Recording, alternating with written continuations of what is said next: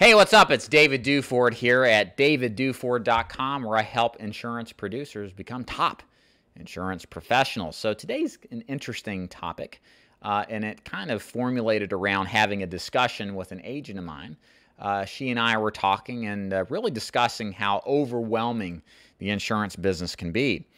Juggling lead generation, prospecting over the phone, doing seminars like she does in her circumstance, as well as running appointments, dealing with rejection, getting the highs of making a sale and the lows of losing businesses, maybe the chargebacks and that kind of thing. The insurance business is a tough one, and it can be very emotionally burdensome.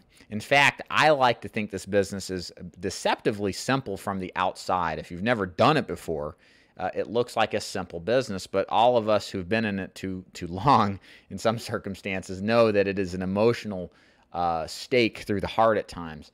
And the people who are successful at it learn how to manage and balance the difference between working in their career as well as making sure that they're getting satisfaction out of their personal lives too, which is the topic really of this video, is how do you balance the stress of this job and this business really, and make sure that you have a well-balanced life where you have something outside of your work and that you're not working all the time.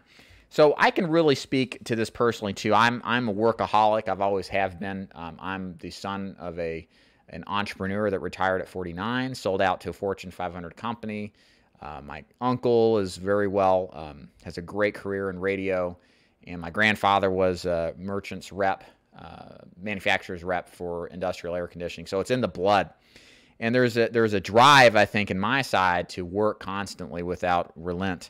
And I have learned in my older age of 33 presently that that's not always a good thing.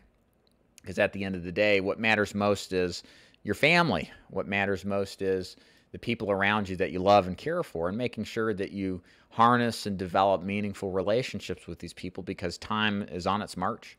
And it's going to go on, and you're going to get older regardless. So it's important to balance out the drive, or maybe even the addiction, of working and making sure that you give appropriate time to the people around you that love you, because you don't want to disenfranchise them.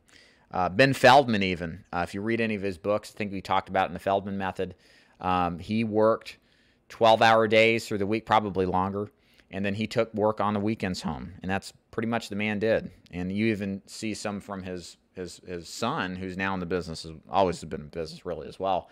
He does not have that same level of work ethic. I won't say he doesn't have the same level of work ethic, but he cautions the amount of work that one in a financial planning business do, or an insurance business, because he lived through the effect as his son. He didn't really go into the details, or if there was even issues, and I'm presuming here, but you know, you respond to your environment.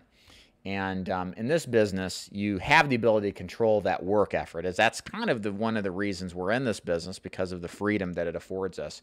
Again, after some time and we master it, we can really work a lot less and still make a great income. So let's talk about a few things you can do to help get the balance out of your life. So I think, first of all, you've got to segregate business and pleasure. And again, I say this as somebody who is definitely a victim of this, or who perpetrates this on a frequent basis. And what I mean by that is that you've got to be in a position in your business to shut this stuff off from your head, okay?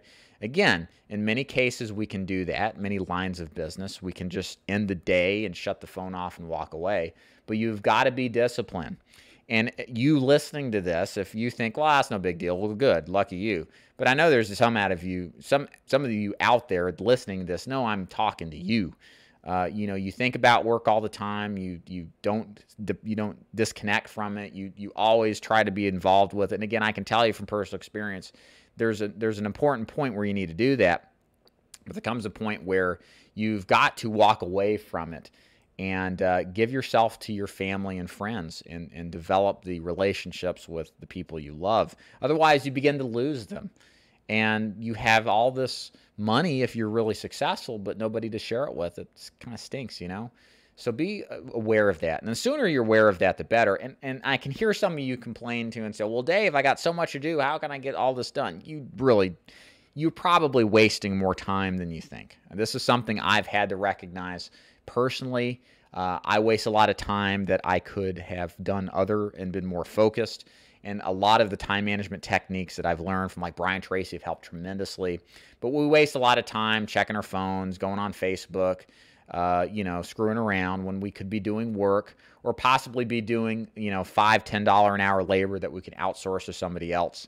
So, you got to take a critical look at what you're doing and really ask yourself, are you really super focused and productive on the matters that matter the most when you're working 60, 80 hours a week? Because if you are, well, you're awesome because you're kind of in a field of your own.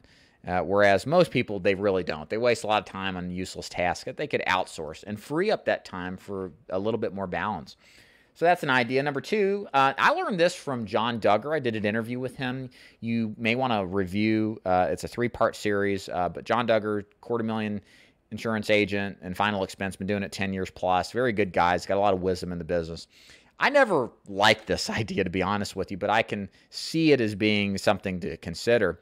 And what John would do is that he would say, once I hit my weekly goal in final expense sales, I would stop. No more sales.